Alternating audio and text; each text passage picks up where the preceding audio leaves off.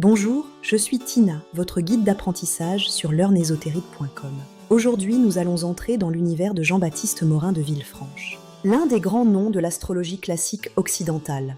Morin n'est pas un astrologue de surface. Avec son œuvre majeure, l'Astrologia Gallica, il cherche à construire une astrologie rigoureuse, structurée, presque scientifique dans son esprit. Pour lui, un thème astral n'est pas une simple collection de signes, de planètes et d'aspects, c'est une architecture. Chaque planète agit selon sa nature, chaque maison indique un domaine précis, chaque signe colore l'expression de la planète. Chaque aspect modifie, renforce ou perturbe cette dynamique. Mais chez Morin, il y a une idée fondamentale. Une planète ne peut jamais être interprétée seule. Elle doit toujours être comprise selon sa position, sa maison, sa maîtrise et sa force. Ses liens avec les autres planètes et surtout selon le contexte global du thème. C'est là toute la profondeur de sa méthode. Morin nous apprend à ne pas lire l'astrologie comme une liste de définitions figées. Mars ne veut pas toujours dire conflit.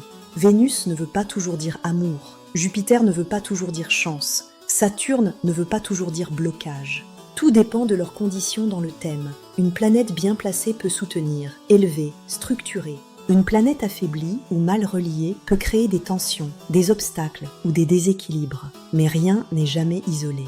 Pour Morin, le thème astral est un organisme vivant. Il faut observer les dominantes, les maîtrises, les maisons angulaires, les planètes fortes, les contradictions internes, les promesses du thème et leurs conditions de réalisation.